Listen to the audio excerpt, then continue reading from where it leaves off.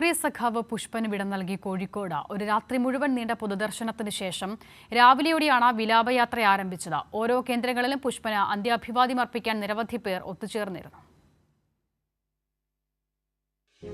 ഇന്നലെ രാത്രി മുതൽ രാവിലെ വരെ നീണ്ട പൊതുദർശനത്തിനു ശേഷമാണ് സഖാവ് പുഷ്പന്റെ വിലാപയാത്ര കോഴിക്കോട് നിന്നും ജന്മനാട്ടിലേക്ക് ആരംഭിച്ചത്.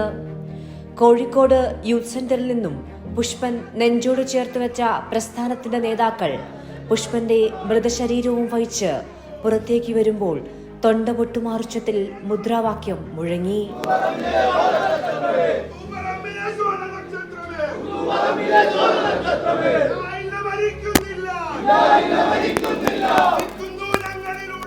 മന്ത്രി Muhammad Riyas, AK Saseendran, MV Jayarajan, P Mohanan master, V Vaseef, DYFയുടെ സംസ്ഥാന നേതാക്കൾ തുടങ്ങി നിരവധി പേർ യൂത്ത് സെന്ററിൽ ഉണ്ടായിരുന്നു.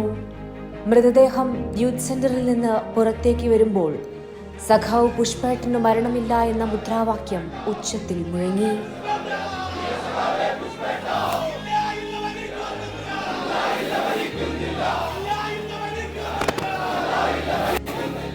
രാവിലെ 8:15 എലത്തൂരിൽ എത്തിയ വിലാപയാത്രയ്ക്ക് അന്ത്യാഭിവാദ്യം അർപ്പിക്കാൻ ആയിരങ്ങളാണ് തടിച്ചുകൂടിയത്.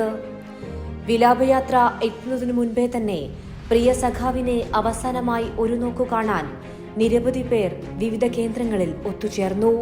പൂക്കാട്, കൊയിലാണ്ടി, നന്ദി, പയ്യോളി, വടകര, നാദാപുരം റോഡ് എന്നിവിടങ്ങളിൽ വിലാപയാത്ര കടന്നു പോകുമ്പോൾ മുദ്രാവാക്യം വിളികൾ ഉയർന്നു. പോരാളികളുടെ പോരാളി എന്ന് ഉറക്കെ വിളിച്ച് പുഷ്പനെ അഭിവാദ്യം ചെയ്യുകയായിരുന്നു ആയിരങ്ങൾ. 10 മണിയോടെ മാഹിയിലും പിന്നീട് പുന്നൂരും കടന്നാണ് 11 മണിയോടെ പുഷ്പന്റെ മൃതദേഹം തലശ്ശേരി ടൗൺ ഹാളിലേക്ക് എത്തുന്നത്. അവിടെയും കാത്തുനിൽക്കുന്നുണ്ടായിരുന്നു തങ്ങളുടെ പ്രിയ സഖാവിനെ അവസാനമായി ഒരു നോക്ക് കാണാൻ ആയിരങ്ങൾ. കൈരളി ന്യൂസ്, കോഴിക്കോട്.